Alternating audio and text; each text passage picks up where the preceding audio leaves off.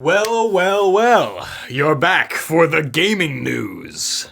I can't keep that voice up, I'm sorry. Hey folks, I'm Shygrim, and this is the Screencap.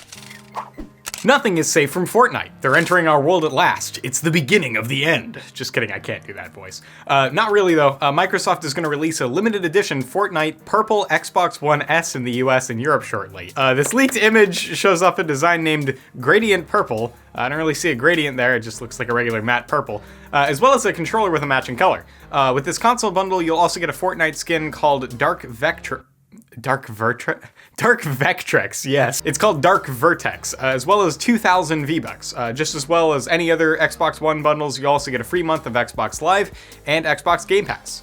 Wait, Microsoft has 2 subscriptions for the Xbox? I'm just now realizing that, like what? Since E3 is coming up and everything, they'll probably announce this console then. Gamers rise up. No, please. Stand up and take a break every once in a while, because the World Health Organization just revised the International Statistical Certifications of Diseases and Related Health Problems. Jeez, that's a mouthful. Thanks for making me read all that. No problem. It now includes gaming disorder, which I read from a doctor on Twitter that said, you know, they were trying to make it sound something more like gaming abuse disorder, so it didn't seem like gaming itself is the problem, but it's classified as an addictive behavior disorder. Basically, they copied everything they listed for gambling disorder and just copy-pasted, you know, find replace gambling with gaming. Their revisions were finalized a year ago, but May 25th was the formal adoption of their previous revisions, and all of the revisions will take effect on January 1st of 2022, which seems so far away, but oh god, we're gonna be living in 2020 soon. Holy crap, I'm old, dude. Basically, it defines gaming disorder as impaired control over gaming, where you're gaming more than doing, you know, the things that you need to do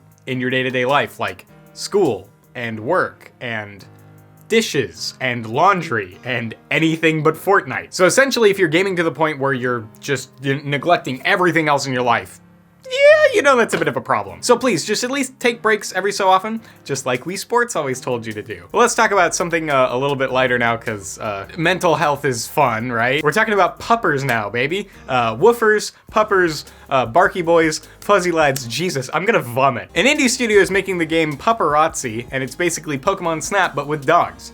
Or just like Jeb's Snapchat, which is all just his dog. In this game, you can take all sorts of photos of dogs, either looking cute, cool, or just funny. You know, the things that real dogs do on their default settings. You can share the pictures you take in-game on social media as well. Players will, however, have to make some choices.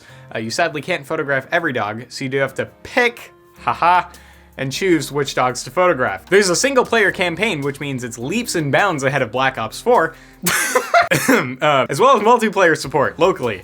Bring back couch co-op, please. Woo! This game is definitely Game of the Year already. I love the Katamari-esque art style so much. I really need this game, but sadly a release date hasn't been given yet. But hopefully we'll hear more about it soon. We'll probably cover it when it comes out. All right, now just talking about any other game seems so less exciting, but here we go. A while back during the completely failed and horrible AMA on 8chan by THQ Nordic, an employee leaked an image of an upcoming games list for E3, and on that list was Destroy All Humans and Darksiders Genesis. This is the most stacked E3 I've seen in a while. I am super excited for it. Also, while talking with Gaming Bolt, THQ Nordic stated that they have 2 unannounced games to reveal at this year's show. One described as a remake and a long-awaited return of a galactically beloved game franchise.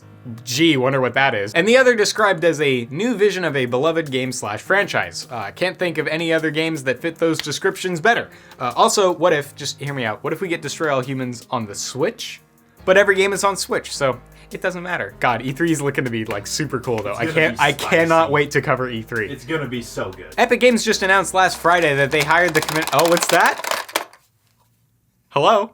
Oh my god, Intel's f***ed.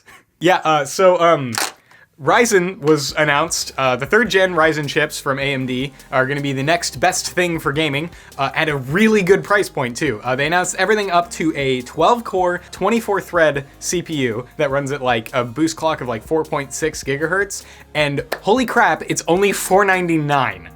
I've been looking to get an upgrade for my current rig, so hopefully that'll be really good for editing and for gaming, because I'm stoked. 70 megabytes of cache. It's gonna be real fast. Anyway, there's some other budget options that they didn't really like, you know, make a big show out of, but like, essentially, if you're gonna buy a gaming PC at any point in time in the future, make it a Ryzen.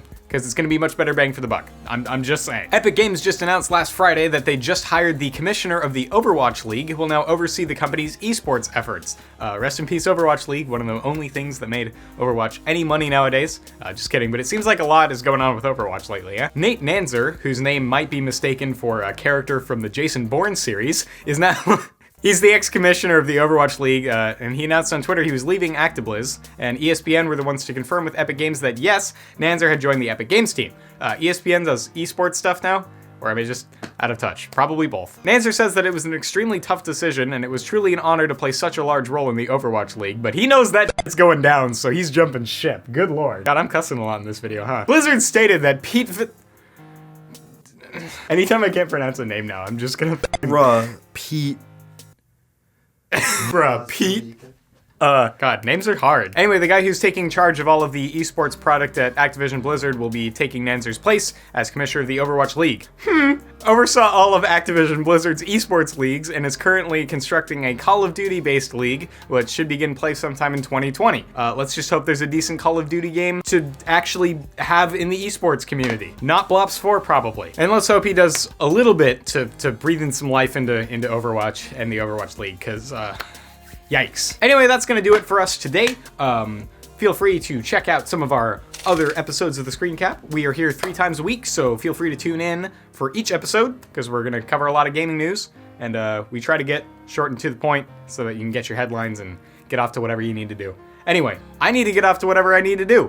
So toodles, I'll see you later. What do you need to do? I need to do stuff. Oh, okay.